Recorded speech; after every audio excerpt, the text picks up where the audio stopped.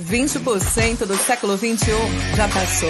E o que realmente disruptivo você viu para o setor educacional? Gestão de alta performance, executivos com larga experiência de mercado. A Crátilo está mudando o jeito de gerir universidades e colégios. Uma EdServe 360 que disponibiliza serviços educacionais de gestão. Com um sistema de compartilhamento de executivos, aliamos a sustentabilidade às principais tendências, estratégias e inovações do setor. Geramos novas oportunidades de negócios. Atuamos como coautores na gestão, do planejamento à execução. Trazemos soluções em captação e retenção de alunos, expansão de EAD, inteligência de mercado e muito mais. Esta é a primeira vez que você ouve nosso nome, mas não será a última.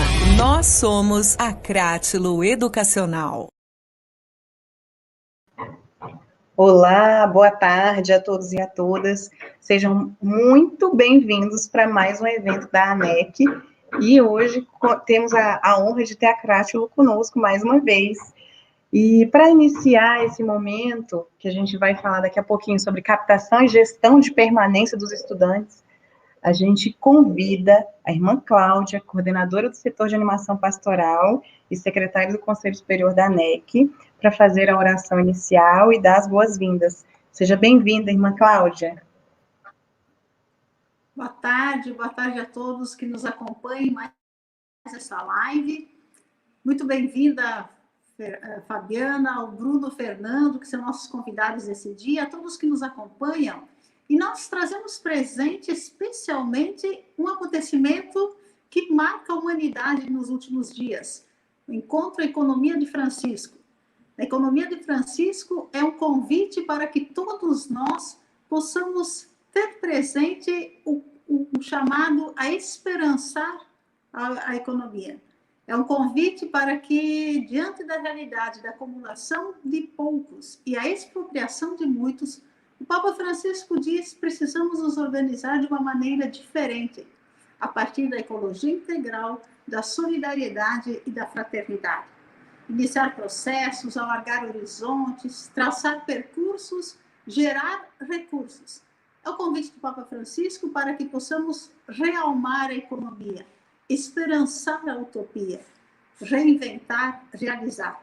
E queremos fazer isso como educação.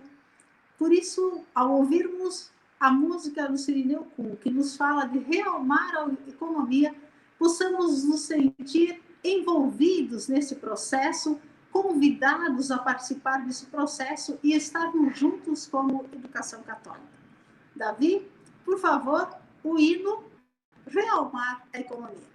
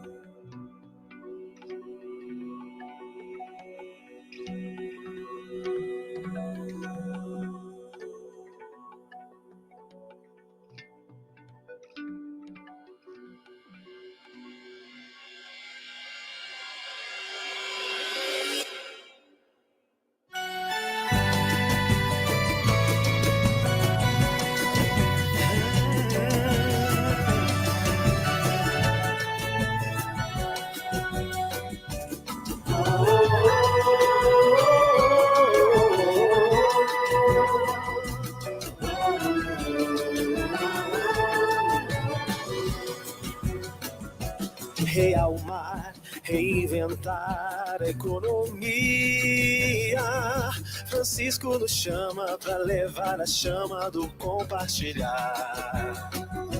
Realmar, reintegrar a ecologia. Ter sobriedade, respeito, equidade e a paz, nosso lar. Realmar, reinventar a economia. Francisco nos chama para levar a chama do compartilhar. Realmar, reintegrar a ecologia. ética, sobriedade, respeito, equidade, a paz nosso lar.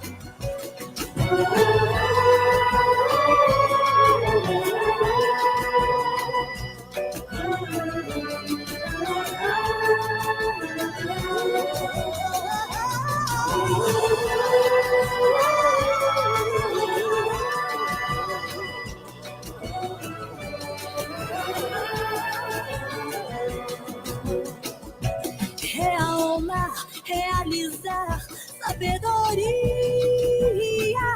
a voz da ciência e a voz da experiência a dialogar.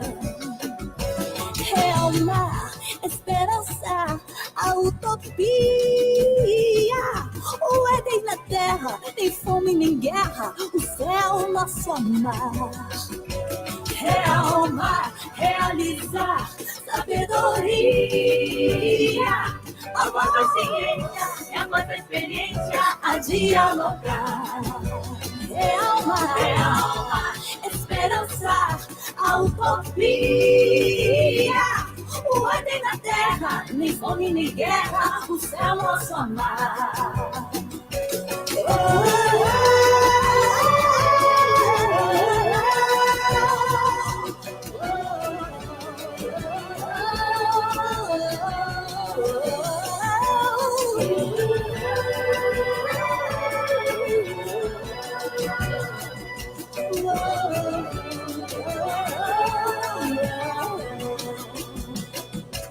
Realmar, reinventar, reintegrar, Chico chamou. Realmar, realizar, esperançar, contigo eu vou. Realmar, reinventar, reintegrar, Chico chamou. Realmar, realizar, esperançar, contigo eu vou. Contigo eu vou.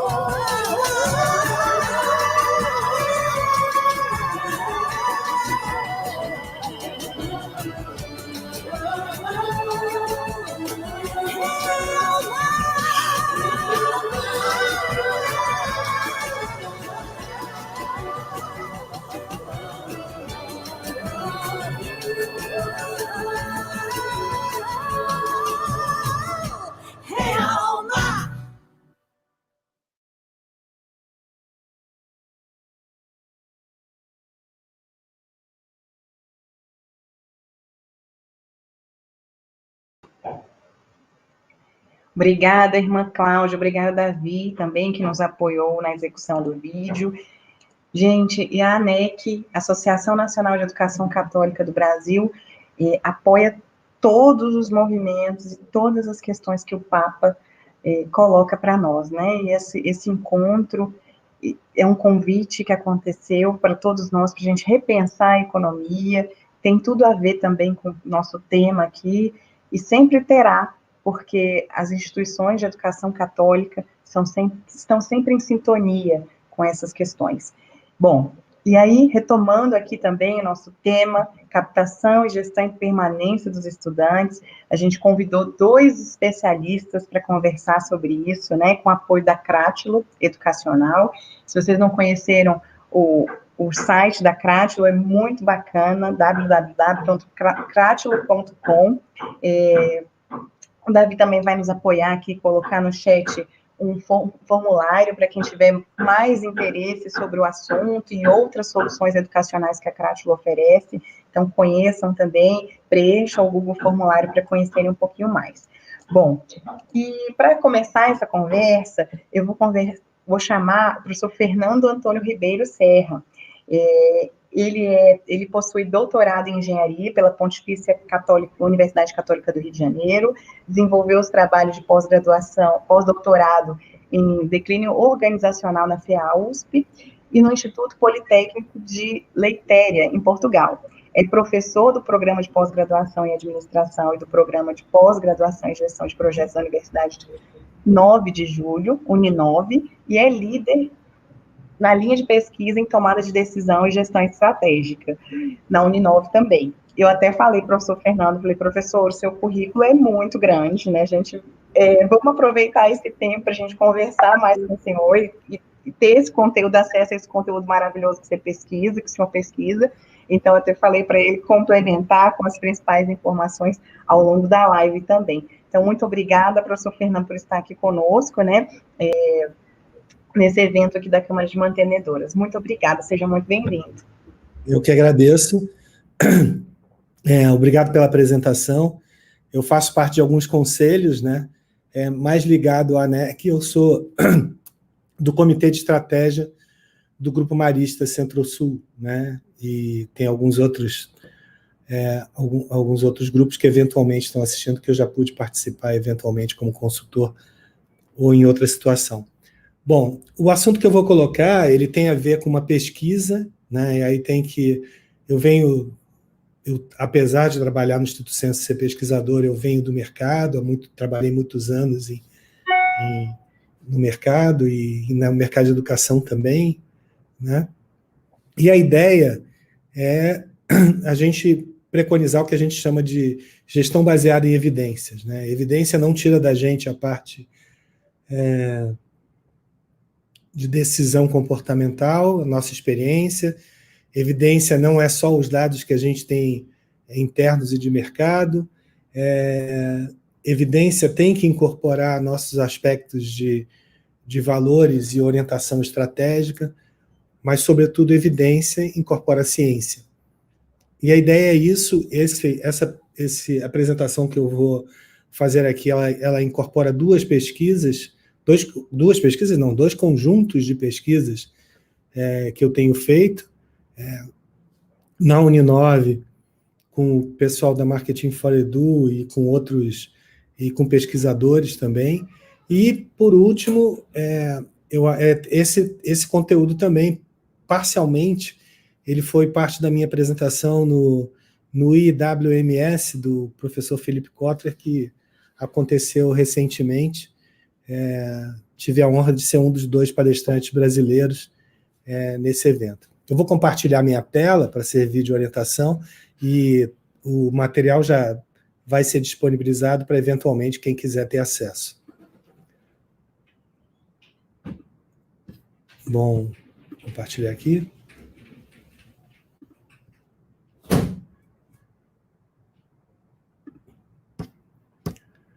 Só confirmando para quem tem acesso à voz, se conseguem ver a tela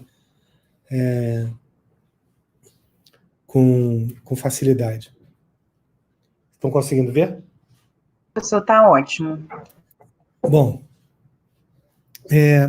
a ideia é trabalhar com evidências, né, como eu comentei. E, infelizmente, o ensino superior e o ensino básico também, embora eu tenha focado no ensino superior, se eventualmente tiver alguma pergunta sobre ensino básico, a gente pode debater, a gente trabalha pouco com evidência. Tá? Trabalha pouco com ferramenta científica, e isso, acho que agora, no momento do Covid, a gente vê o quanto isso é importante, né? Então, acho que o primeiro aspecto das evidências que a gente tem é que retenção não é um problema brasileiro. Retenção é um problema mundial. A gente estuda retenção há mais de 60 anos, e há mais de 60 anos, de cada 100 alunos que entram, 50 ficam, ou menos. Né? Então, é um problema mundial. O problema de retenção, no entanto, ele é diferente em cada país. Né? E o mito, em geral, é que a principal causa de evasão é financeira. Não é. A principal causa de evasão, a gente tem dados e dados e dados de trabalhos empíricos quantitativos que a gente pode comentar. E uma certeza que a gente tem é que fatores que estão no nosso controle, fatores internos das instituições de ensino, eles podem afetar positivamente 60% do comprometimento do aluno com o diploma. Eu queria enfatizar isso, comprometimento do aluno com o diploma. Tá? Por que é o comprometimento do aluno? Né?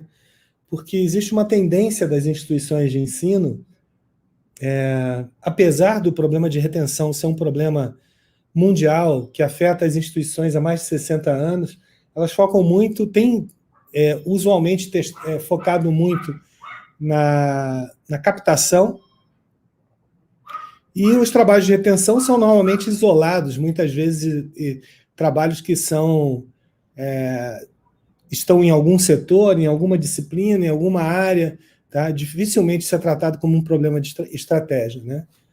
Então, os trabalhos que eu vou apresentar aqui, eles têm como variável dependente, né, ou como variáveis o compromisso com o diploma, né, a intenção de finalização do curso. Vale entender que isso não é uma decisão nossa de finalizar o curso, né, quero ressaltar isso. E fatores internos.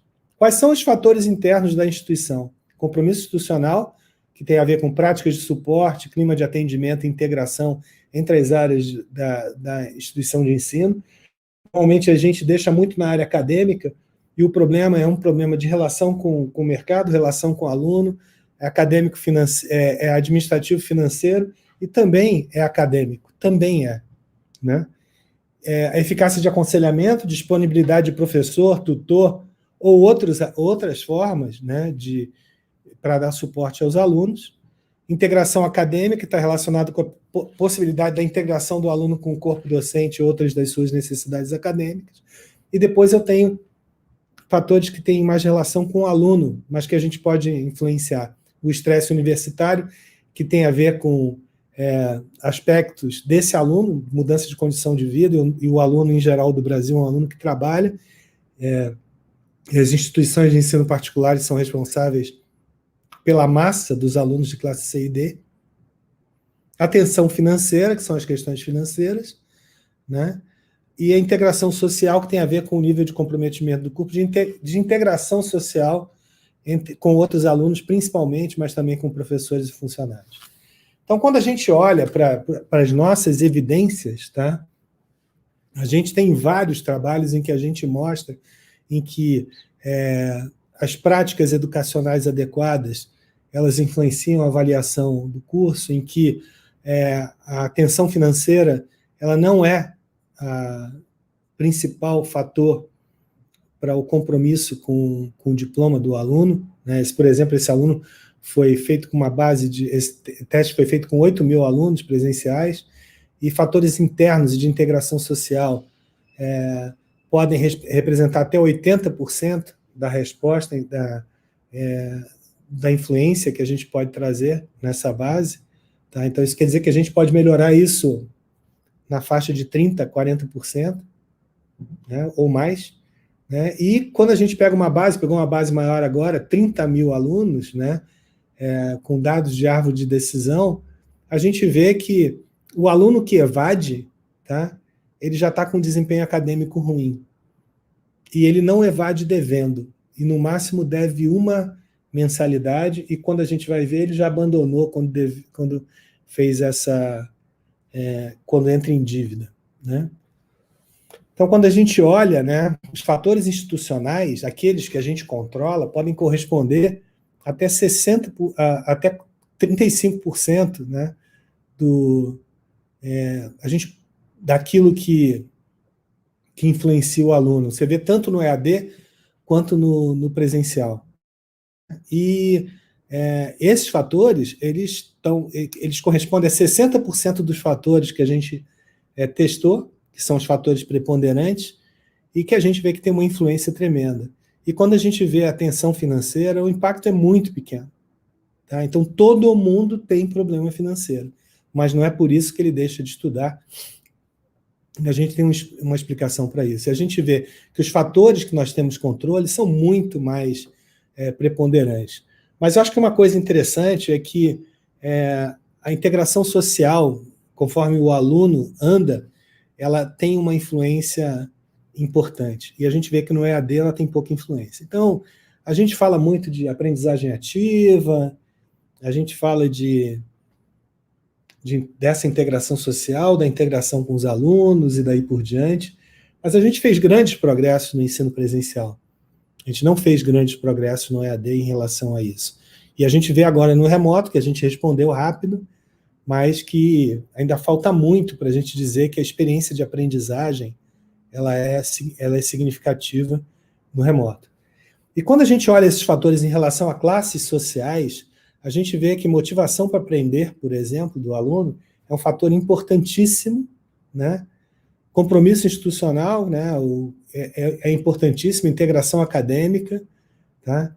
eficácia de aconselhamento, eficácia acadêmica, que é desejo do aluno, e a gente vai vendo quanto isso varia nas classes sociais, mas a gente vê que existem fatores que são comuns, em que a gente tem que adaptar para o público que a gente estiver trabalhando, em função de posicionamento das escolas, posicionamento das universidades, mas que a gente tem evidência científica que a gente pode trabalhar e pode ter uma influência de até 60%, talvez, na retenção.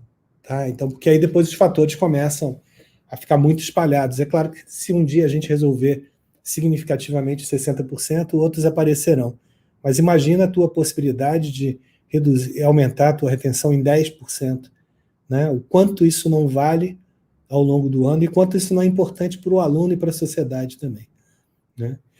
E quando a gente olha as evidências de retenção de tudo aquilo que foi pesquisado entre 2013 e 2019, né, a gente vê o seguinte, que a maior parte das atividades de retenção de estudantes, elas são feitas na perspectiva da universidade ou na perspectiva daquilo que a universidade, ou da instituição de ensino, acha que é importante para o estudante.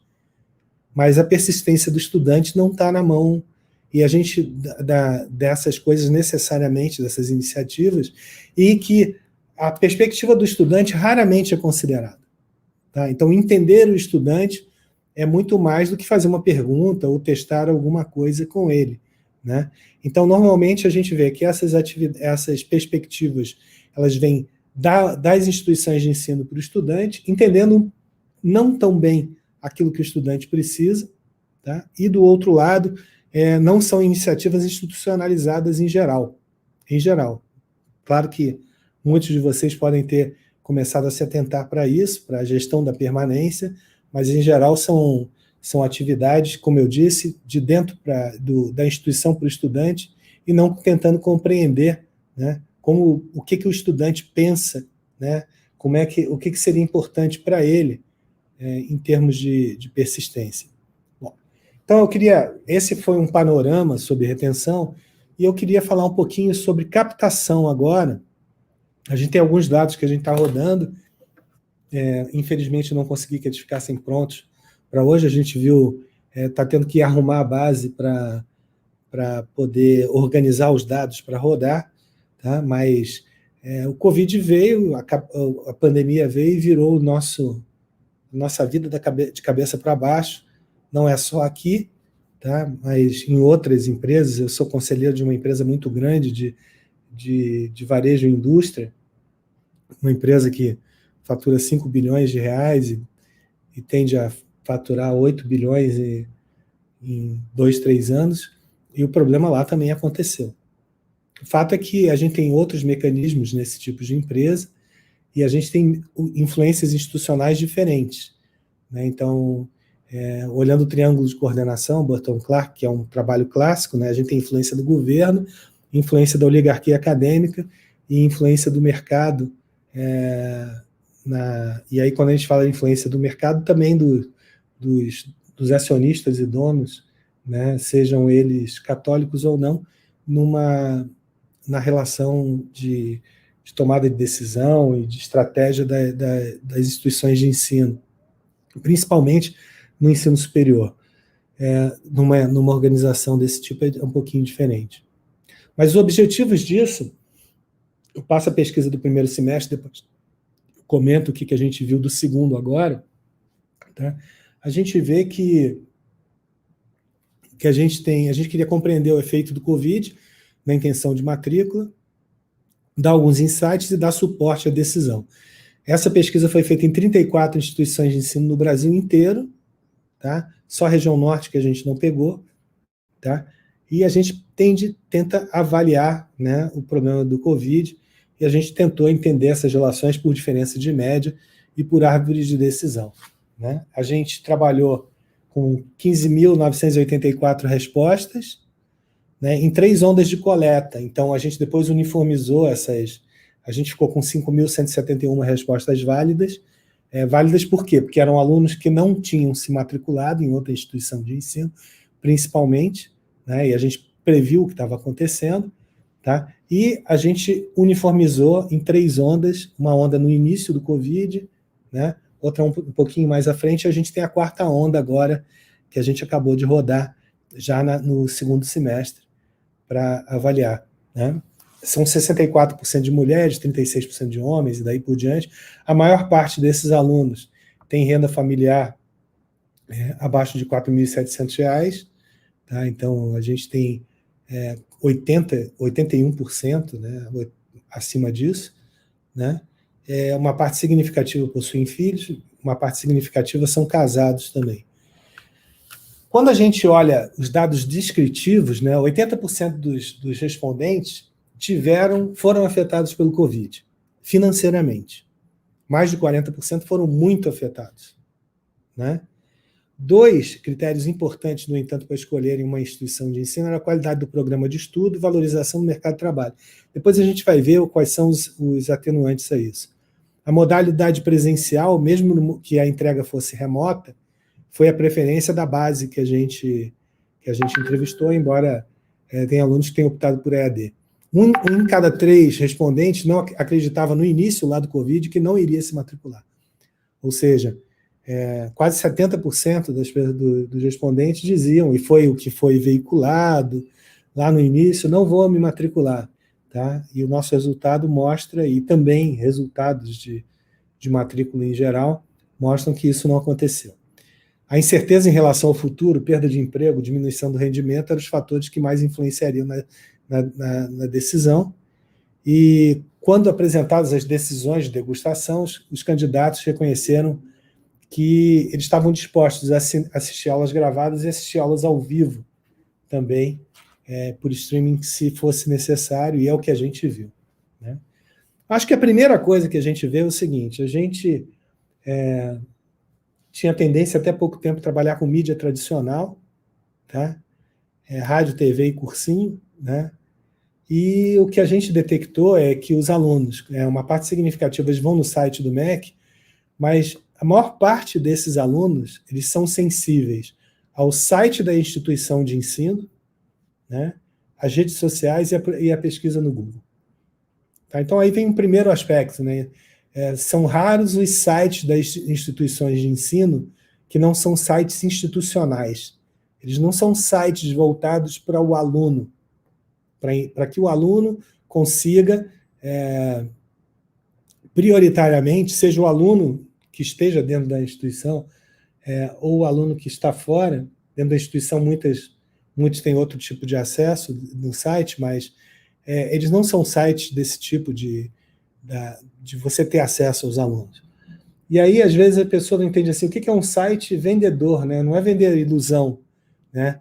Mas toda instituição católica, por exemplo, a gente tem uma outra pesquisa em relação às instituições católicas, em relação à missão, visão, e a gente vê que muitas instituições católicas, elas se renderam no passado aos fatores de mercado, né? E competem com instituições consolidadoras, principalmente para a classe C e D, que são instituições de mercado, né? Então, e muitas delas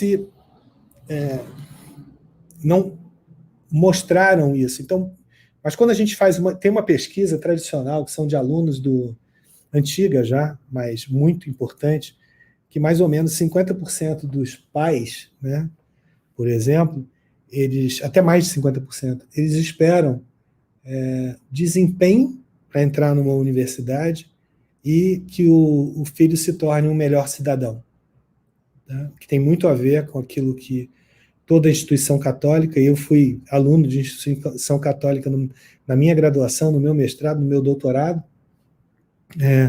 aquilo que ela prega e aquilo que ela forma e aquilo que ela tem intenção. E mais ou menos 25%, 30% dizem que esperam desempenho. Então, se houver desempenho, né, para o aluno, e se ao mesmo tempo houver a acontecer, entregar mais do que isso, né, entregar uma pessoa melhor, um cidadão melhor, e daí por diante, isso tem um apelo muito forte, né, para a sociedade. Mas o fato é que não é da forma que tradicionalmente a gente trata, né, aquilo que a gente, da forma pela qual a gente divulga, né. Acho que o resultado mais interessante que a gente tem é que, quando a gente começou o Covid, a gente tinha um efeito de restrição financeira muito grande e ele caiu para metade. Tá? Ou seja, eu tive um desconto hiperbólico, ou seja, a minha recompensa futura pela educação está muito longe e meu impacto de curto prazo é forte, é o mesmo de aplicação financeira e daí por diante. Quer receber R$1.000 agora ou 2.000 daqui a 6 meses ou 3 meses, né? Mas a gente viu que, conforme o tempo passou, já na terceira onda, a gente viu que o efeito dobrava. Então, isso quer dizer o seguinte, que a possibilidade de reter alunos, de que os alunos se matriculassem, era muito maior, e a gente viu que quem fez um bom trabalho não teve uma queda tão grande de matrícula como aquela esperada no início do Covid. E quando a gente roda a árvore de decisão, né, que é uma ferramenta muito utilizada em estudos de data science, por exemplo, a gente vê que, independente, esse público que está todo com restrição financeira, tá? Ele, mesmo que ele não faça a busca da informação oficial, ele é muito sensível ao processo de matrícula. Tá? O público que busca pouco e o público que busca mais, tá? E todos os públicos em geral, né, que buscam informação oficial através do site, daí por diante, eles estão todos influenciados pela restrição financeira. Tá? E a reputação da universidade, da instituição de ensino é importante, mídias tradicionais têm um impacto muito pequeno, tá? E eles se focam muito mais nos resultados das mídias não tradicionais e, em parte, né, indicação da família, lembrando que a gente tem uma parte do público que é bem pequenininho. Como eu falei, é um desconto hiperbólico, relativamente grande, mas o desconto se atenua com o tempo, né, por toda a perspectiva que tem em relação ao ensino e aquilo que se espera. Né? Então, o que a gente viu? Né? Com o relaxamento do Covid, a possibilidade de matricular era 65%, mas 90% dos candidatos disseram que tinham restrição financeira. Mas a gente também viu que mais de 90% dos candidatos não pretendiam não fazer o ensino superior. Tá? Só 6% tinham desistido. Então, tem instituições que chegaram na faixa dos 90%, 92%, 93% em relação ao ano anterior, 85%, 80%, depende do trabalho e do público. Né? Mas uma parte significativa considerou mudar a escolha de instituição de ensino e, eventualmente, modalidade de ensino como efeito. Né? Então, o que era importante para esses candidatos? Era a qualidade do curso, valorização no mercado de trabalho, né? Qualidade do corpo docente, solução para o momento do Covid. Isso é muito mais importante nos dados que a gente tem preliminares para o início do ano. Tá? Existe uma pressão muito grande do candidato ingressante e dos candidatos de períodos iniciais de ter alguma coisa presencial, e, ao mesmo tempo, você tem que ter uma responsabilidade muito grande, tem toda uma decisão em relação a isso, e em relação ao valor das mensalidades. Né? Esses candidatos, eles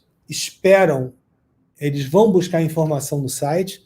Como eu disse, a maior parte dos sites não estão preparados para a informação para os candidatos da forma que deveria. Né? Nos mecanismos de busca, também a maior parte das instituições de ensino não tem trabalhado os mecanismos de busca como deveriam, embora exista uma tendência para isso, e nas mídias sociais, muito mais que pelas mídias tradicionais, lembrando que essa forma de trabalho reduz o custo de captação sensivelmente. Né? Os candidatos preferiam aulas presenciais, mas consideravam aulas remotas com aulas gravadas.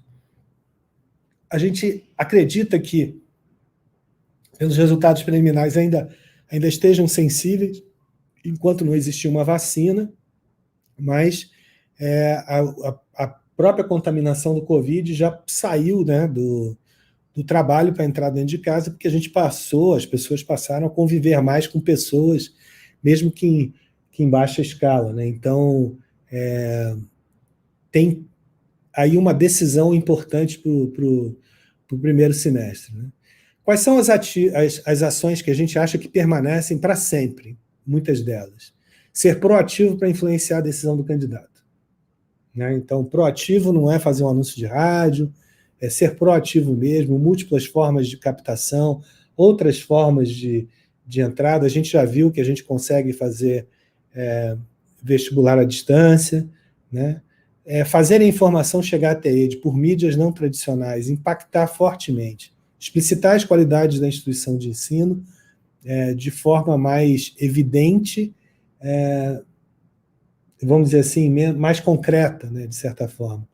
O site da instituição de ensino é um meio mais importante ainda, ele não é planejado como um site usual de uma organização. E eu não estou minimizando a instituição de ensino como organização.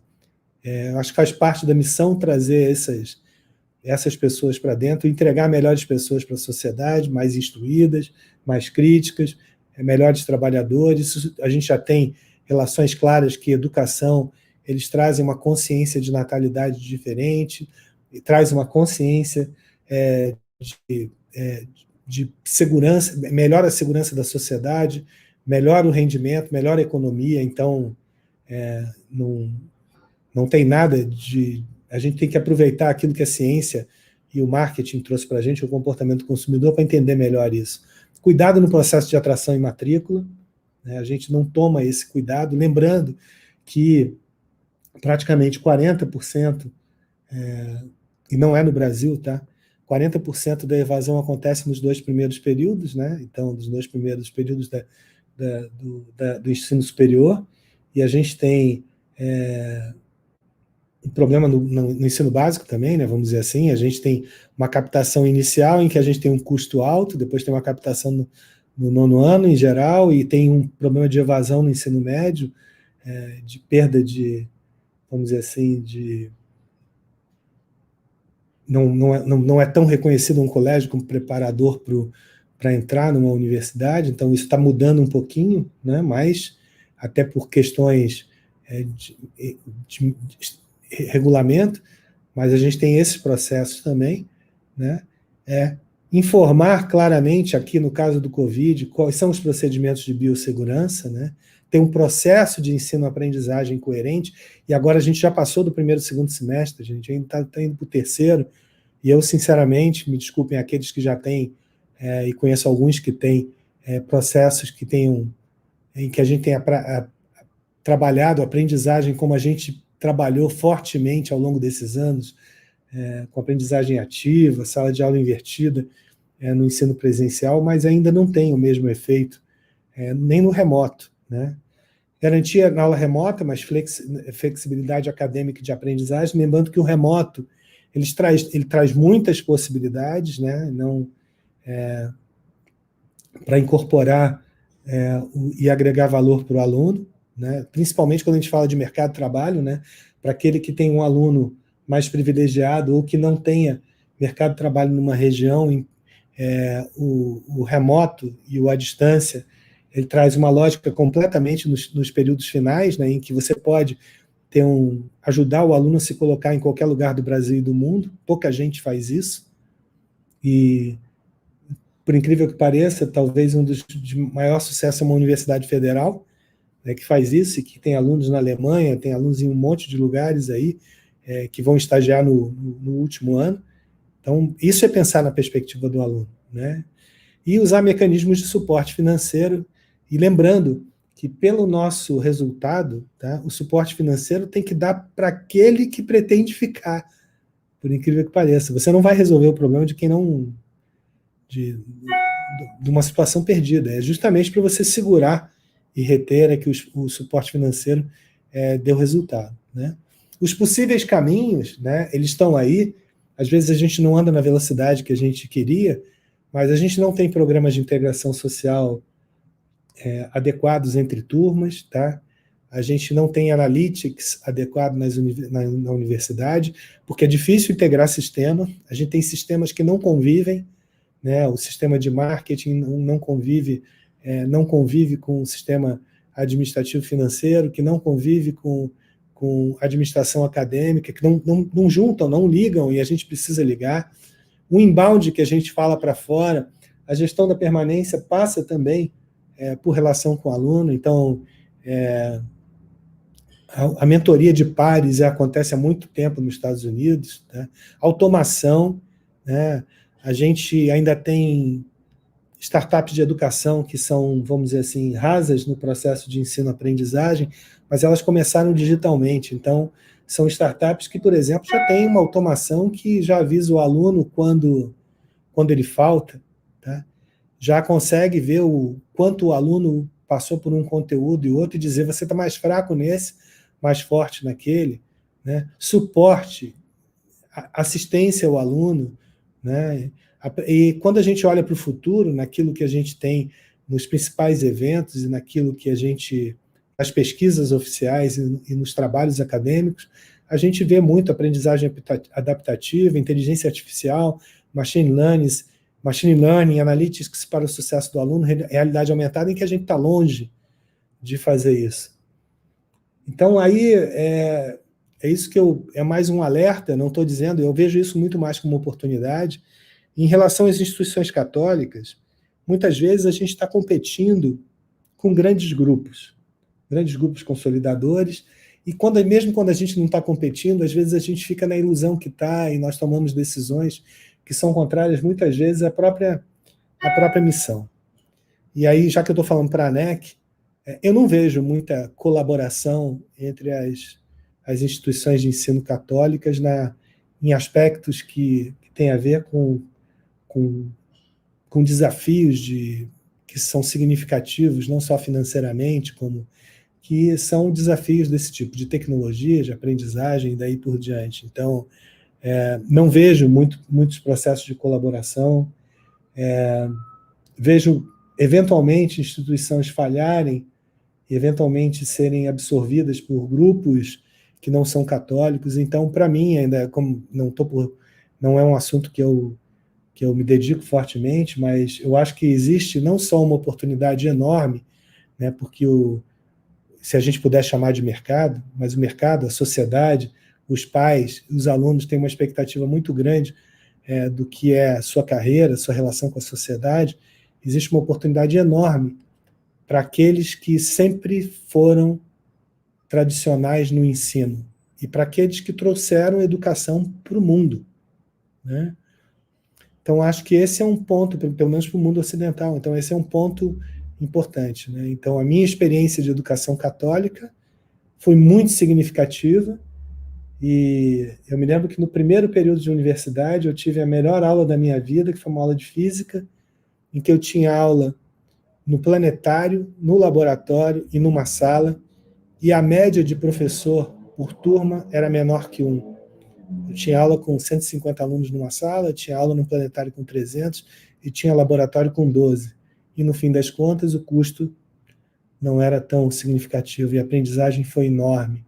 Então, a gente tem muitos desafios, mas eu vejo esses desafios como oportunidade. Se eu pudesse dizer que se tem um grupo de instituições de ensino que podem trazer mais relevância e mais resultado para a sociedade, são os grupos católicos, né? Não só pela tradição, tá? Mas por tudo aquilo que eles podem trazer. Acho que o grande desafio seria um desafio também, não só disso, mas um desafio de maior colaboração, né? Para que a missão, e quando a gente olha os carismas em geral, eles têm muito em comum, né? A missão, o que a gente pode fazer em conjunto e que não atrapalhe, até porque a maior parte dos grupos católicos em geral, uma parte significativa não colida em mercado, em captação e daí por diante. Bom, era isso, eu queria deixar então a palavra para o Bacan e queria agradecer a oportunidade de estar aqui. Espero que os nossos resultados possam inspirar uma boa discussão, né? E ajudar... Opa!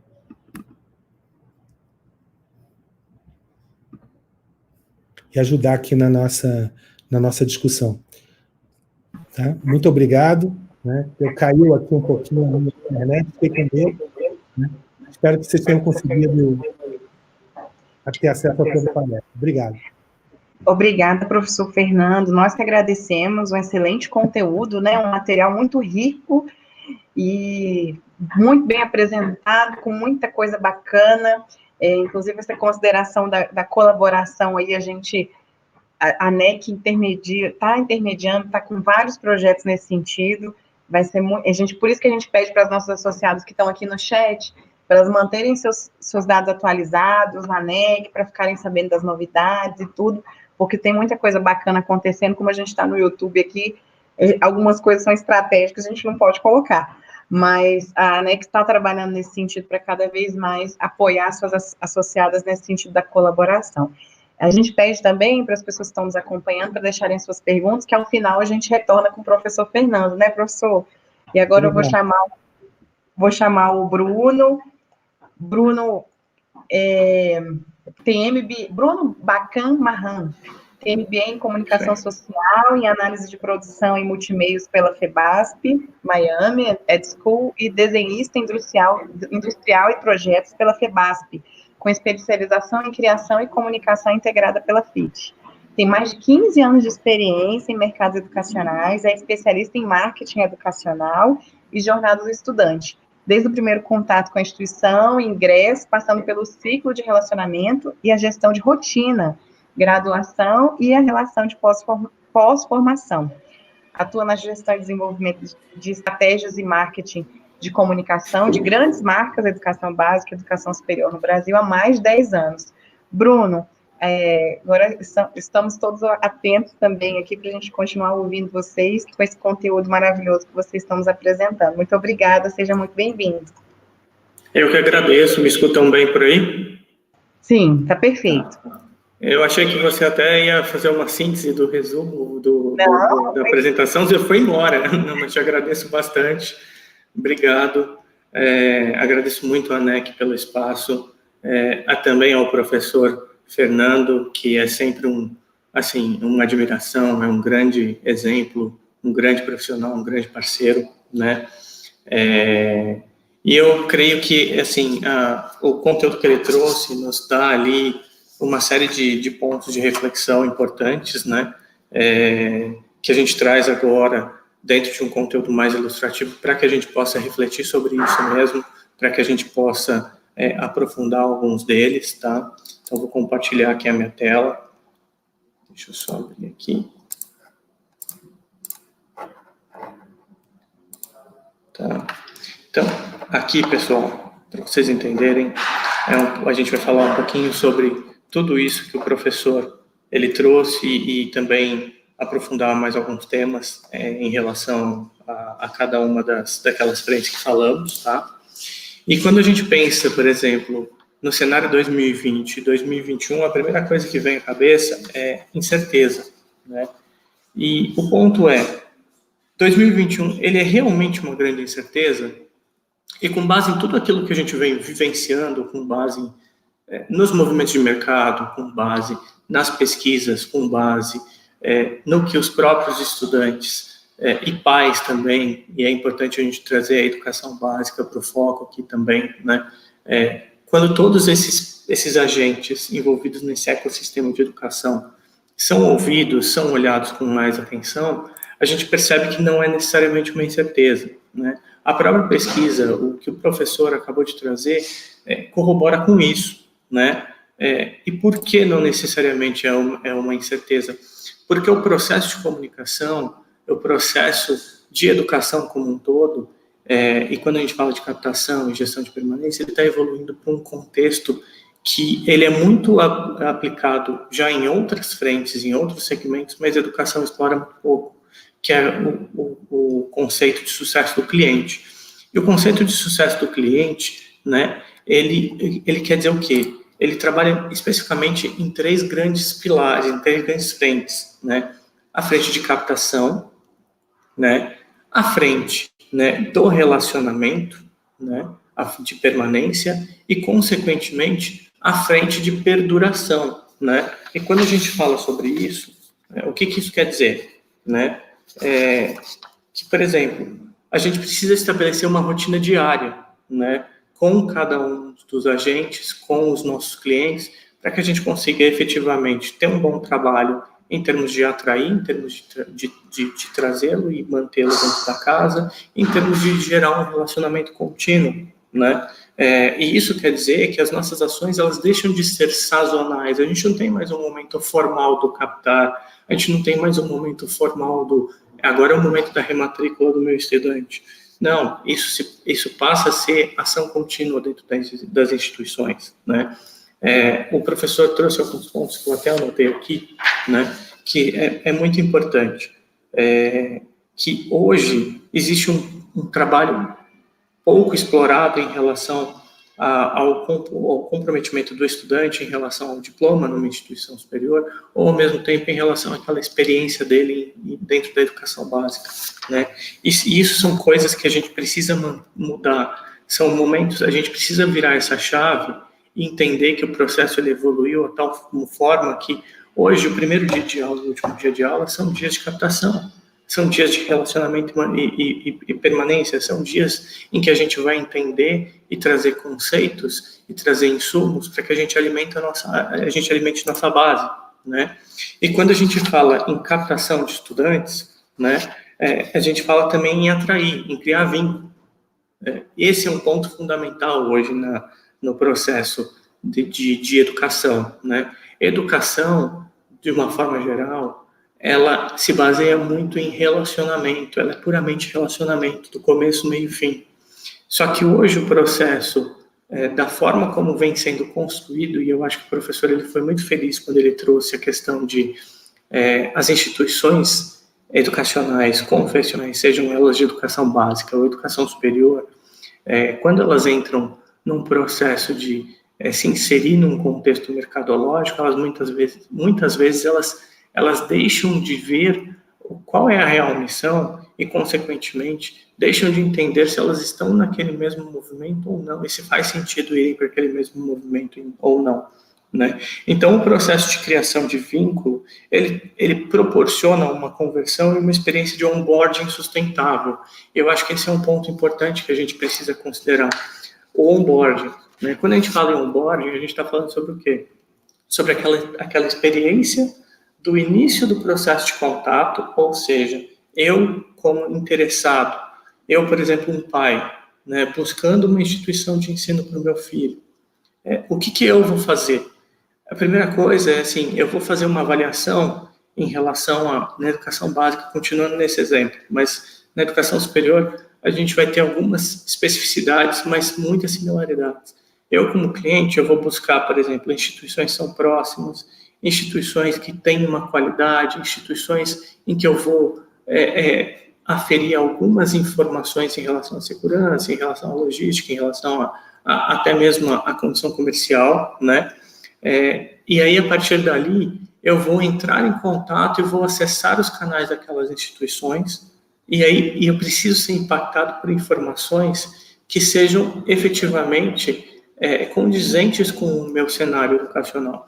E hoje, quando, por exemplo, a gente olha numa pesquisa que os principais meios cada vez mais são os digitais, o tradicional, ele, consequentemente, ele vem perdendo peso, é natural por conta da evolução da parte de transmídia mesmo, dos multimeios, né? Quando você vê isso e você vê que o cliente, ele chega na sua página e ele não tem uma percepção de experiência, de relacionamento, ele realmente vê uma dificuldade em ingressar naquela instituição. Na educação básica, claro, você tem ali um processo que um pai, ele vai buscar informação, ele vai entrar em contato com a escola, muitas vezes esse processo, ele é extenso, porque não é simplesmente uma conversão imediata, mas na educação superior você tem uma régua muito reduzida.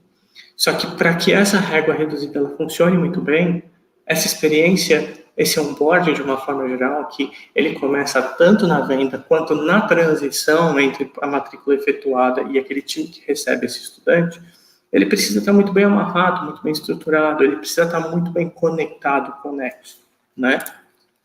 E as instituições, elas têm muitas vezes dificuldade de entender até mesmo o seu público e, consequentemente, estruturar essa informação. Você tem muitos casos de instituições que elas não sabem necessariamente qual é o público com quem ela vai falar, especialmente quando a gente pensa no meio digital.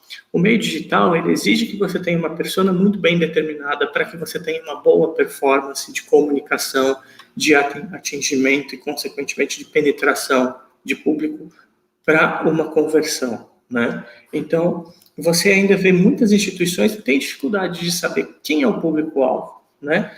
Se a gente pegar um exemplo de educação básica de novo, né? Você tem um processo extenso.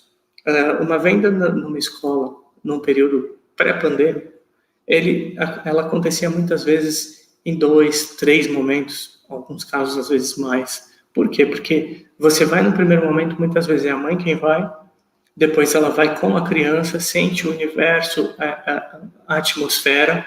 Na primeira visita ela já pensa muito na segurança, no brincar, tem um aspecto da autorrealização, tem um aspecto aspiracional, tem um aspecto da visão de vida e valores que ela tem como família. E aí ela vai no segundo momento com a criança, num terceiro momento volta-se com o pai por conta daquela tratativa-chave em relação a uma negociação, né? Então você tem uma complexidade nesse ponto. Mas o ponto principal você precisa ter um entendimento de que essa mãe e esse pai são o seu público para que você o converta na educação infantil no Fundamental 1, nos anos iniciais. Quando você vai para os anos finais, assim, muitas instituições ainda estão falando com os pais, quando na verdade elas já precisam começar a conversar com o aluno, porque o estudante ele tem um peso significativo na conversão nesse segmento, nessa etapa educacional. No ensino médio, o aluno é quem dita a regra. E o pai, ele vai lá como responsável financeiro, ele vai falar, eu consigo ou não consigo, mas ele dita a regra porque ele fala, os meus amigos estão estudando lá vai me dar a melhor preparação, é lá que eu quero estudar porque eu estou buscando determinada instituição. E aí, quando a gente vai para um processo para a educação superior, por mais que a gente tenha um processo teoricamente mais simples, porque você tem um decisor, ele é muito similar a esse perfil do ensino médio, que é uma continuidade, né?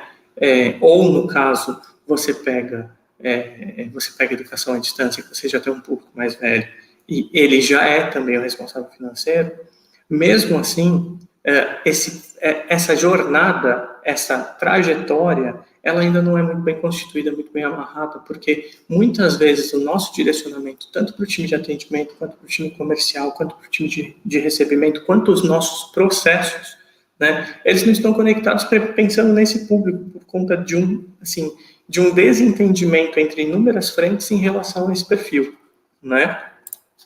E aí, quando a gente fala também na atração, é importante que a gente trabalhe 3 pilares fundamentais, né? E isso vem também de uma forma muito forte em convergência com o que a gente trouxe na pesquisa agora há pouco, tá? Porque quando a gente fala em atrair em educação, a gente precisa de 3 pilares, né? Que eles precisam ser comunicados em paralelo. Você precisa falar do pilar institucional, onde você vai trazer toda a parte de qualidade, de infraestrutura, de diferenciais, de corpo acadêmico, da experiência dentro da instituição.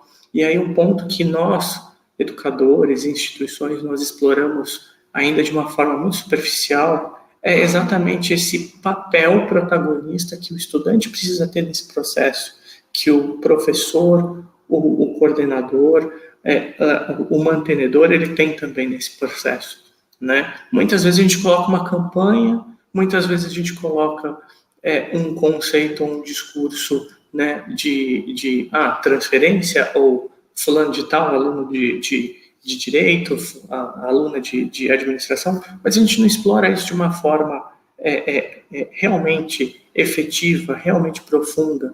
A gente tem que entender que numa era cada vez mais digital, relacionamento é fundamental para você diminuir a distância, usando a tecnologia de uma forma inteligente.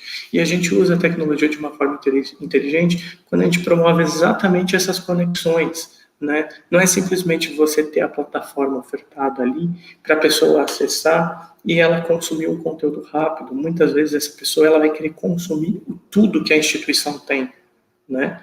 E seguindo os pilares e caminhando em paralelo, você amarra esse ecossistema quando aí sim você coloca ali a questão de processos para ingresso e você coloca ali um trabalho de fluxo, um trabalho de linha, de linearidade, onde ele vai entender as formas que ele pode entrar naquela instituição, ou seja, quais são os meios, quais são os meus facilitadores para que o estudante, ele ingresse, ele esteja aqui comigo, quais são os meus canais. Assim, eu vou trazer ele por uma ferramenta, eu vou trazer ele para o vestibular tradicional, eu vou trazer ele para uma prova, ou uma avaliação de entrevista com o pai, com o estudante, para que eu entenda o perfil dele, eu vou trazer ele através do desempenho dele no Enem, ou, de repente, nas Olimpíadas de Ciências, Matemáticas e inúmeras outras que nós temos na educação básica, que são meios que se correlacionam, né? O que eu estou colocando nesse sentido? Quais são os potenciais meios de ingresso que eu estou considerando na minha campanha, né? Um não anula o outro. E, por fim, aí sim, depois eu venho, de repente, com condições comerciais que sejam matadoras, com condições comerciais que na realidade, precisam ser usadas de uma forma inteligente. E o que a gente vê hoje é uma canibalização, de uma forma geral, de mercado, porque grandes grupos, eles têm, muitas vezes, instituições superavitárias que eles injetam dinheiro nas deficitárias e criam condições mais para baixo para tentar atrair um volume, uma escala. Mas esses grupos, eles têm um problema muito sério de mantença de base. Eles crescem, eles captam muito, mas perdem muito. E se a gente vai num caminho de querer competir diretamente com isso, a conta realmente ela não fecha. Ela não fecha para uma escola, para um colégio, ela não fecha para uma faculdade, um centro universitário, uma universidade. Então, aqui a gente precisa utilizar o conceito do comercial de uma forma muito inteligente, que é, por exemplo, o que eu tenho como momento de consumo? Novembro agora, realmente, se aculturou a questão das promoções de Black Friday, né, do Black November.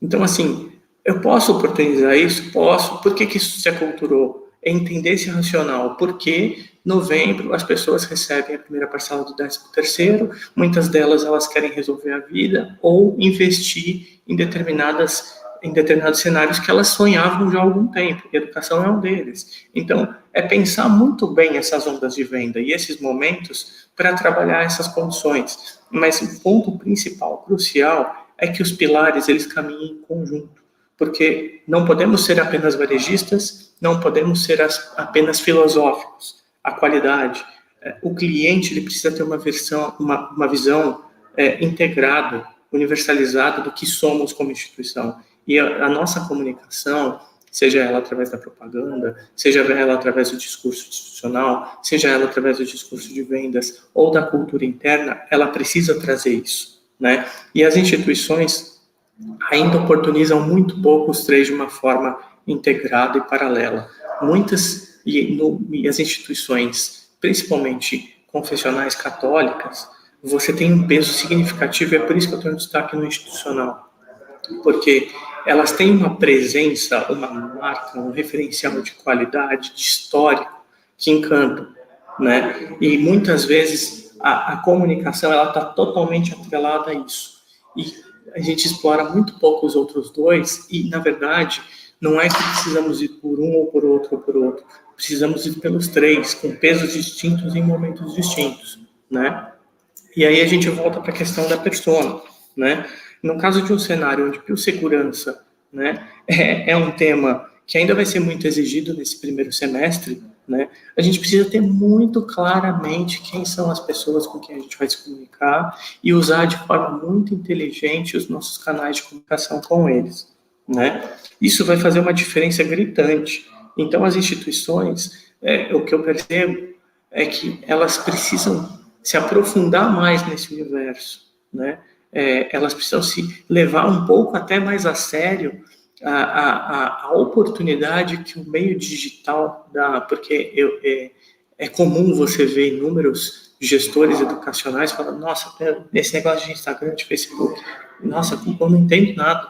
E, na realidade, o nosso público está cada vez mais ali, porque você tem uma naturalidade nesse consumo, porque todo mundo está dentro do celular, está dentro dessa questão do smartphone, a gente já consome por lá, a gente pede comida por lá, a gente compra roupa por lá, a gente, assim, limpa a casa por lá. Então, você automatiza, tem o processo de automação de atividades da casa por um smartphone. Então, a gente precisa ter a segurança e o entendimento de que esse público, o nosso público, está lá.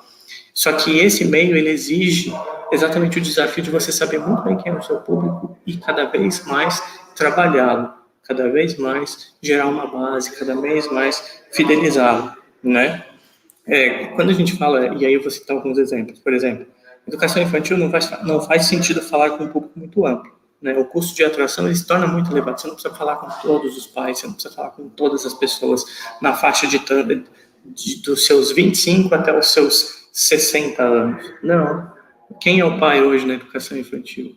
Você está lá pensando, você está provavelmente com pessoas que têm a maior base entre seus 25 e seus 36 anos, que tem ali um grau de instrução, que tem uma renda média familiar de tanto. Então, é exatamente isso. Na educação superior é a mesma coisa, né?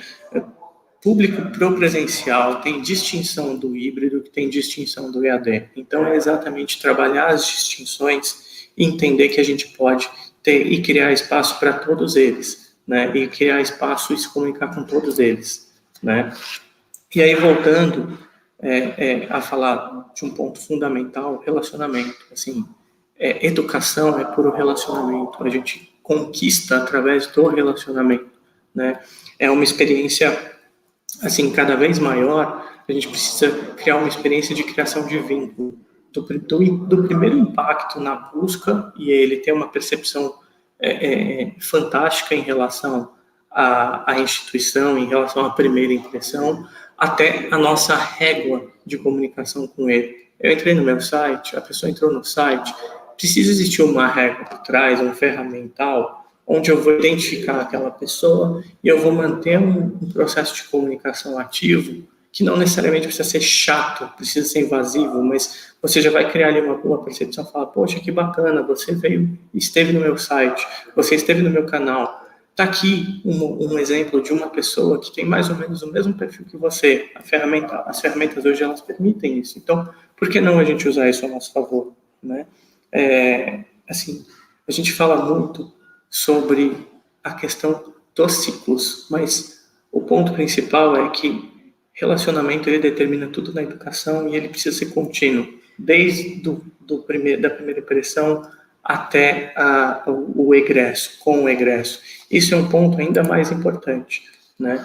Que é quando a gente está falando da parte do passar o bastão, né? No primeiro momento da captação, para o manter, do captar, do atrair para o manter, né? Esse é um ponto fundamental.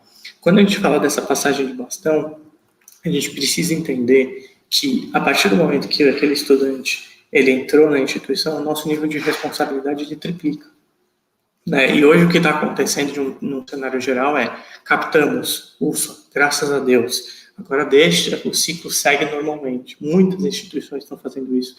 E o ponto hoje, com um número significativo de instituições, um número crescente de instituições, se a gente não garantir cada um dos detalhes, cada um dos olhares, se a gente não integrar as áreas, esse estudante tem uma falsa percepção de desejo, e na verdade, ele, no final das contas, ele tem uma grande frustração. É por isso que a gente vinha vivenciando, sofrendo, né, experimentando inúmeros casos absurdos de percentuais de evasão, né? E aí, quando a gente também fala em grandes grupos, os grandes grupos têm muito disso, porque o processo é tão estruturado para ser feito como escala, que se esquece as particularidades. E o ponto aqui é exatamente garantir que as particularidades sejam percebidas para que o cliente tenha uma percepção real de valor em relação ao universo que ele está, né? Em relação exatamente à experiência que a expectativa que ele criou, ela se cumpre e, na verdade, ela é 10 vezes melhor, né? Então, essa passagem de bastão, ela precisa objetivar principalmente engajamento. E quando a gente fala em engajamento, aqui eu trago um ponto importante. A passagem de bastão, ela é uma garantia da gestão de permanência, né? E o engajamento é a palavra-chave aqui. Por quê? Porque você cria engajamento através, claro, do relacionamento, através, claro, da forma como o estudante ele se percebe na instituição, através, claro, do ambiente que ele convive ali, o que ele tem, dos relacionamentos do networking, mas tem outros N fatores que a gente consegue também gerar engajamento, que o estudante não necessariamente ele perceba, mas que sistemicamente a gente consegue resolver e que, consequentemente, a gente consegue também promover um trabalho muito mais proativo, como o professor Fernando trouxe, e preditivo, que é o mais importante. Então, assim, hoje, sistemicamente, se a gente fizer um bom trabalho de integração das plataformas, eu consigo ter a percepção do nível de satisfação do meu estudante, do desempenho dele, da frequência dele. Quando eu falo frequência, a gente tem ali um aspecto que é a frequência em sala, mas também tem a frequência em termos de adesão às ações acadêmicas, as ações pedagógicas que são promovidas, ou até mesmo, por exemplo, quando a gente pensa em educação básica, a forma como esses pais se engajam com as ações e iniciativas promovidas pelas escolas, porque as escolas precisam ter muitas ações orientadas ao meio social, então isso também determina. A gente olha a adimplência, mas eu concordo e reforço aquilo que o professor trouxe, o aspecto financeiro, né, ele acaba tendo um peso muito menor quando a gente olha o todo, quando a gente olha exatamente todo o universo e o ecossistema educacional. Mas, assim, o sistema, ele traz isso também, ele pode trazer informações de promoção da marca, e quando a gente fala isso, a gente fala de data mining, que é o seguinte: a nossa plataforma, ela pode muito bem ter uma modelação, um módulo integrado para buscar informações fora, para buscar informações e manter assim, um acompanhamento em relação às percepções ou menções da nossa marca por parte da nossa base nas redes sociais, por exemplo, e saber se ele é um promotor de marca ou se ele é um detrator, se ele realmente está tendo uma experiência tão ruim que ele está lá falando mal da instituição. Então, sistemicamente, a gente tem meios para isso e a gente precisa fazer isso, e gestão de permanência, no aspecto de gerir base, exige isso. E esse é um ponto que também ainda é muito incipiente, ele ainda está caminhando, na verdade, engatinhando dentro das instituições. Muito se discute sobre isso, e aí se tem soluções, ferramentas, mas elas ainda são pouquíssimo aplicadas, né? E aqui é uma oportunidade fundamental, porque isso vai gerar exatamente esse ponto aqui, embaixador de marca. E você tem hoje já casos de embaixadores de marca, né? Dentro até mesmo do universo confessional, dentro das congregações católicas, você tem isso, né? A questão é como que a gente oportuniza e como que a gente amplia isso e gera mais embaixadores, porque hoje esses embaixadores, eles são gerados de uma forma muito orgânica. São pouquíssimos casos em que basicamente tudo deu certo, e é por isso que ele fala: nossa, minha experiência lá foi fantástica, minha experiência lá eu recomendo para todo mundo. E aí a outra pessoa chega e fala: como que você conseguiu isso? Porque eu não estou conseguindo. Porque na escola está acontecendo isso, isso, isso. Porque na faculdade está acontecendo isso, isso, isso. Então, a tecnologia e esse aspecto do relacionamento, essa base fundamental, ela vem exatamente para que a gente amplie e crie cada vez mais embaixadores das nossas marcas, né? Porque eles que vão defender e promover a instituição. E quando a gente pensa que a educação é relacionamento, qual a melhor forma da gente ter uma percepção de valor do que pessoas falando bem da nossa instituição e da nossa essência e da nossa marca, né? E isso me leva ao aspecto do perdurar, né? Que é a vivência e legado. E aqui a gente fala muito, quando a gente fala do perdurar, existem alguns aspectos, né? Que precisam ser olhadas com muito carinho aqui, né, e com muita atenção também, e que eu vejo dentro das instituições católicas uma grande força, mas que do ponto de vista de negócios, nós ainda exploramos isso muito pouco. Quando a gente fala em perdurar, a gente pensa na continuidade da relação, né? Não só até o término do período de experiência educacional, de trilha de aprendizagem, não. Isso vai além, né? E hoje, por exemplo, eu já ouvi que você não foi um marista, você é marista, por exemplo. O marista não deixa de ser marista, ele é marista do começo ao fim da vida dele, né? Eu estou pegando esse exemplo porque, assim, é um fator muito forte. Quantos não são os casos de pais que estudaram no colégio e levaram os filhos para o mesmo colégio dentro do universo confessional? E a mesma coisa numa universidade, numa faculdade. Não são inúmeros. Agora, o que nós não estamos promovendo aqui são dois conceitos fundamentais, né? Assim, de uma forma geral, não que todos não estejamos ou que não pensamos nisso, não é nada disso, tá, gente? Mas, assim, um ponto aqui hoje temos dois conceitos que vêm sendo discutidos de forma muito ampla. Lifelong learning, né?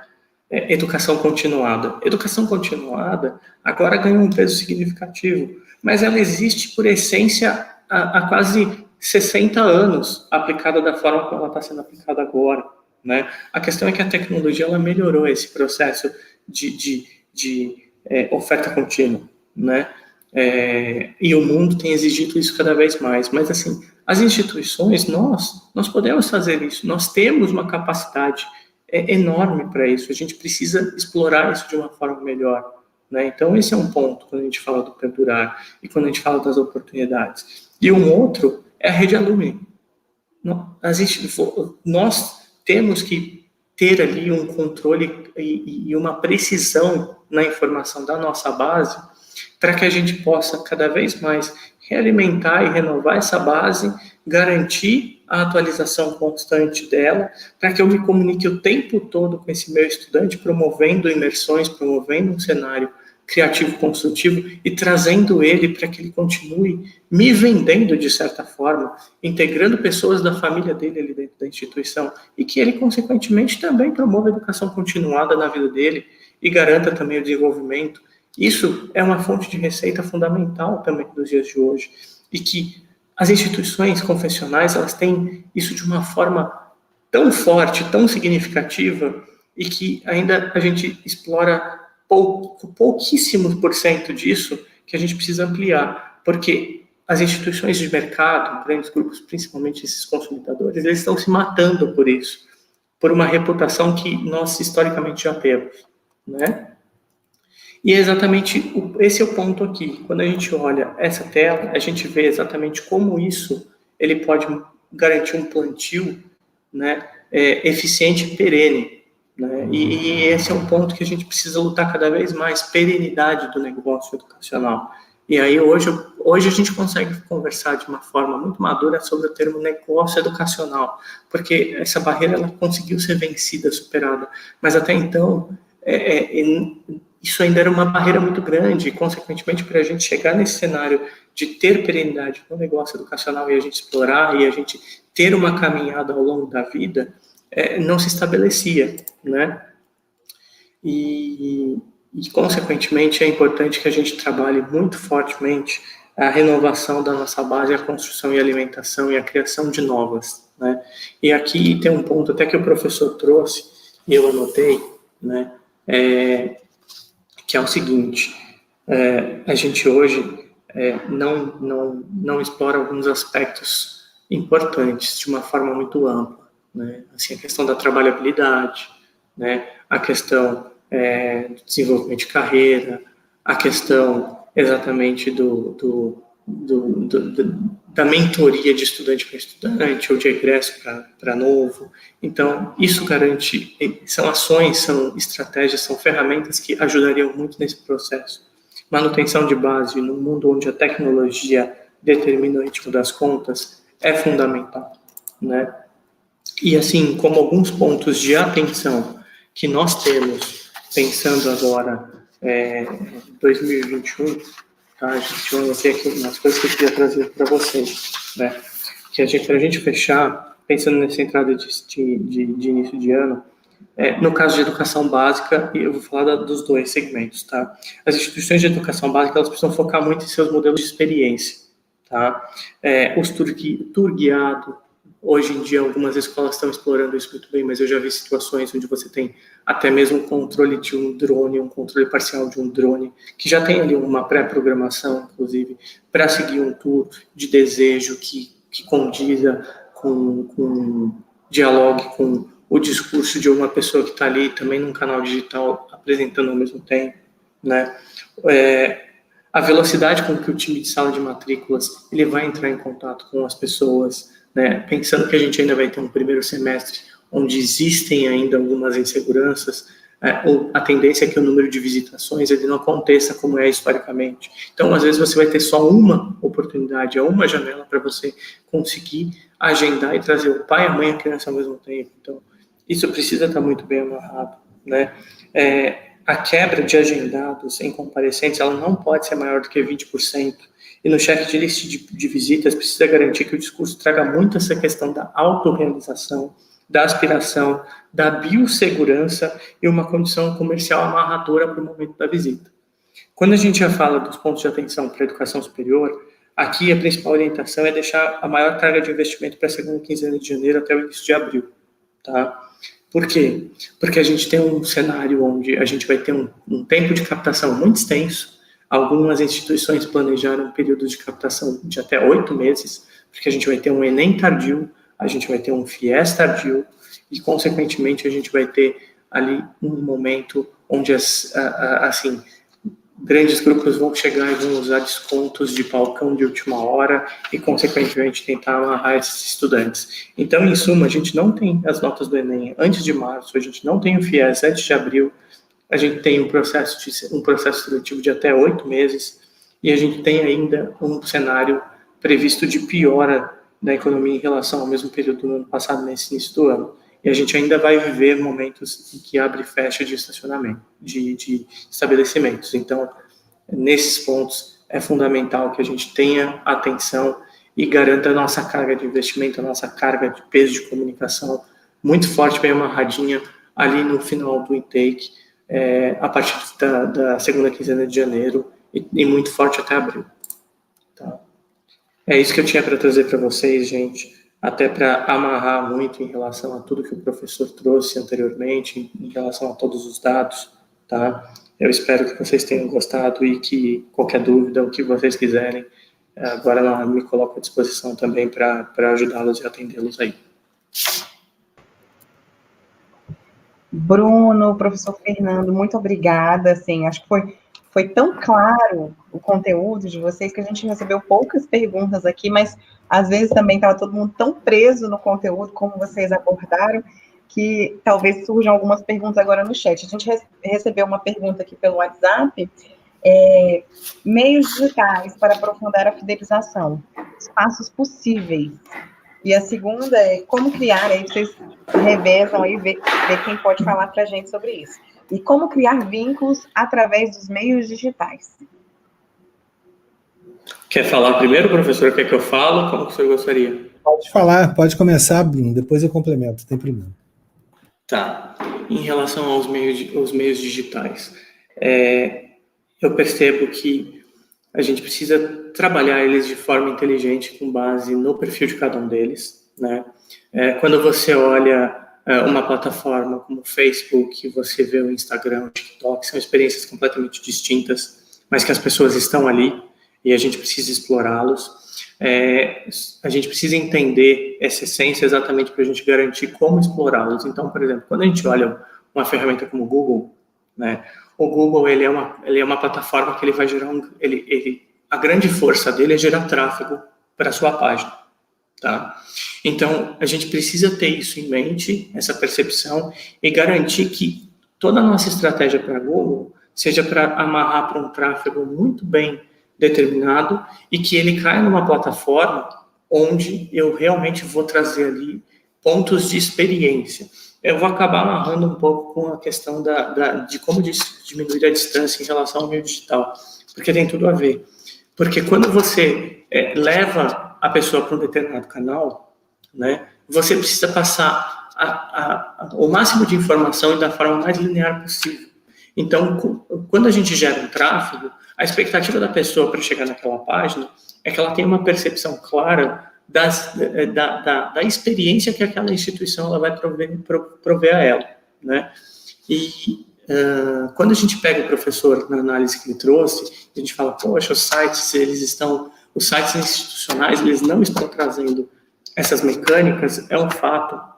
Hoje, ou quando você é impactado e você entra, ou você tem uma percepção de uma venda, ou você tem uma percepção de um atendimento a uma normativa do MEC em relação às informações que você está trazendo ali para dentro. Mas o aspecto da experiência proporcionada e da percepção de experiência dentro da instituição, a gente ainda não traz. E isso é um grande mecanismo de diminuir a distância.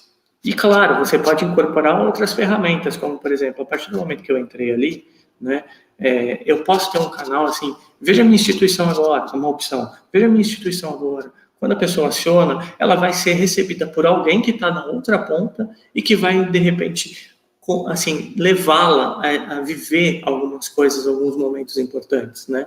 Esse é um ponto. Outro ponto são ações, atividades que até mesmo a gamificação ela pode trazer. E ela pode diminuir exatamente essa distância também, né?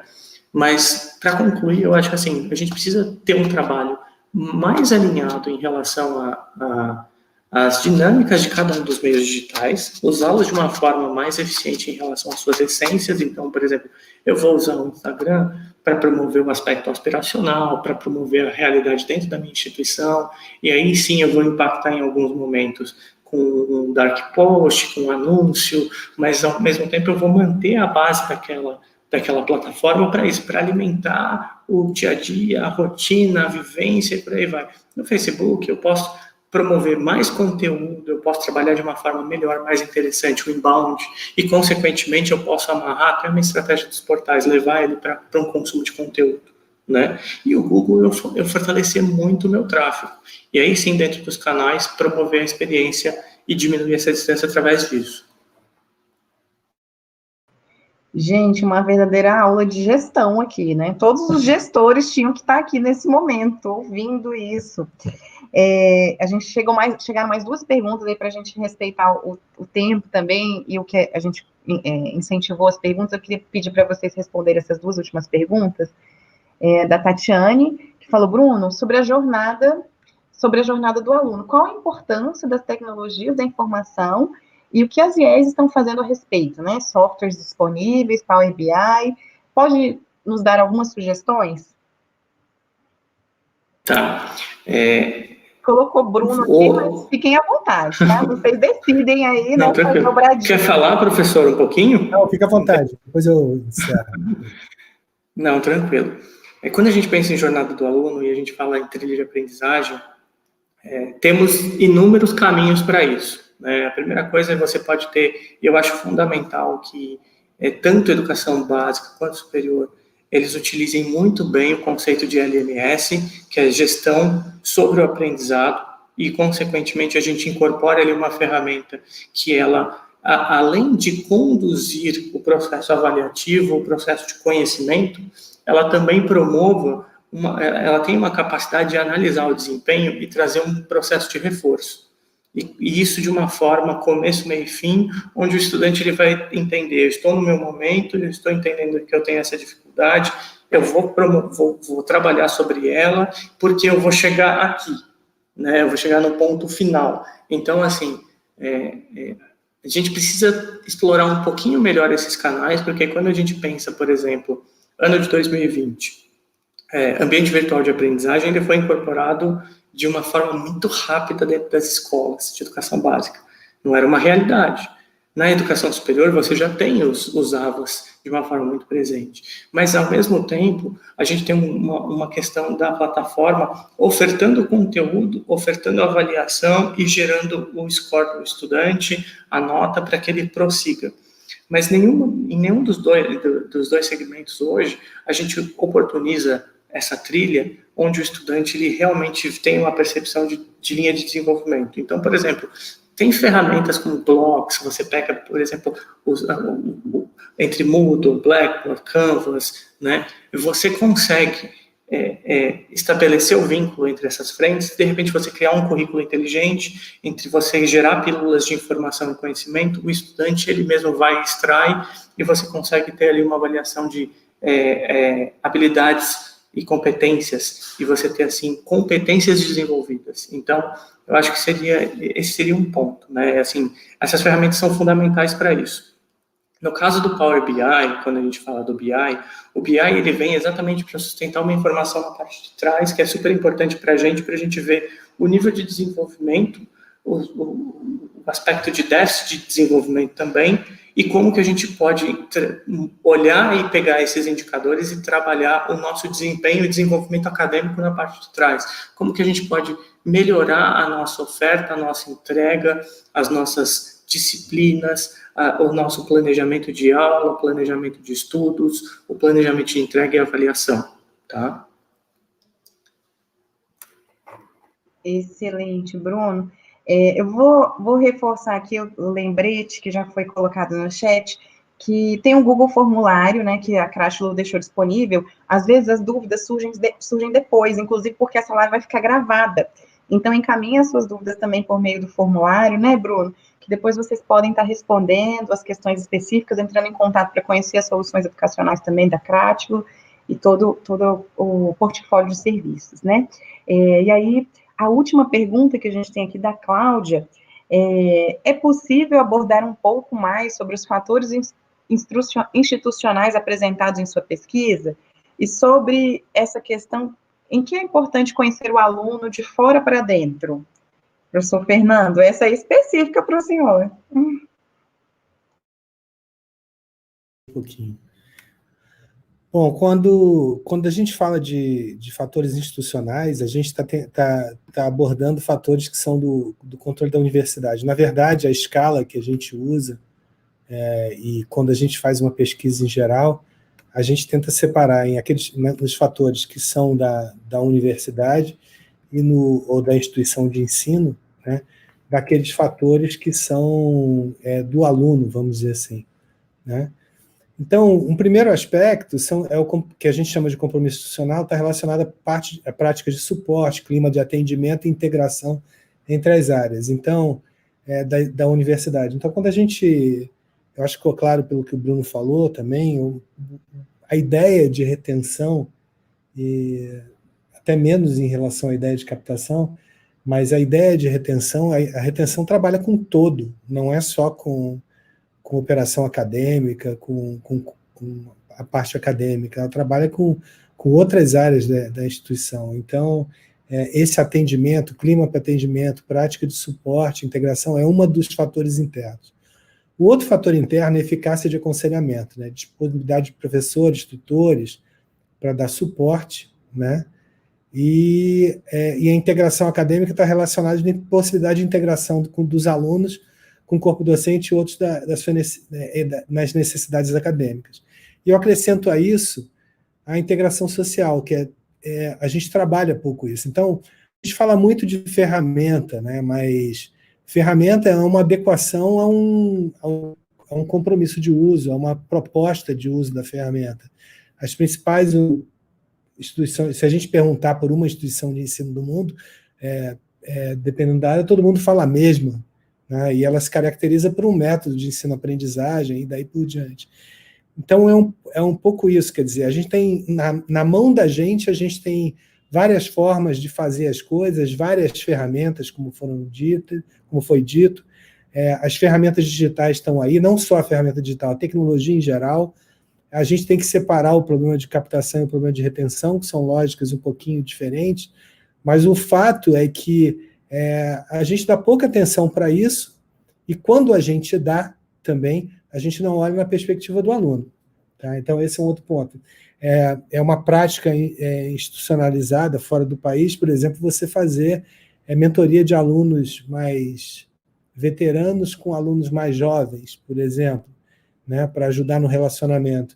E isso é feito por ferramentas tipo WhatsApp, tipo Messenger. Então, a ferramenta em si, ela é um meio para conseguir alguma coisa. Ela, agora, é um processo, ele é muito mais poderoso, né? A forma de fazer e daí utilizar. E a maior parte das ferramentas, elas estão aí. Vocês mencionaram um monte de ferramentas que são gratuitas ou quase gratuitas, dependendo da forma de uso que você vai fazer.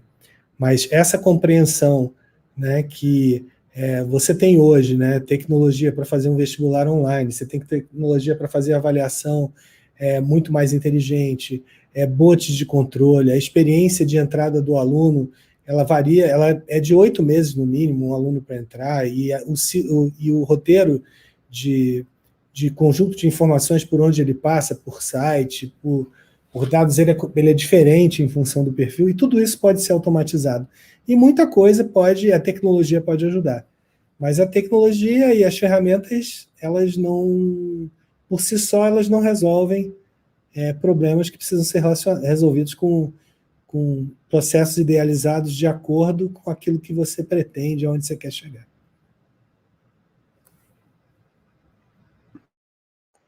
Excelente, professores. A gente adorou a live de hoje, assim, muito conteúdo, muito rico, é um tema que é muito importante para nós, né? Está no nosso radar aqui, a gente tem que aprender sobre isso, a gente tem que refletir sobre isso, a gente tem que repensar as nossas ações, né?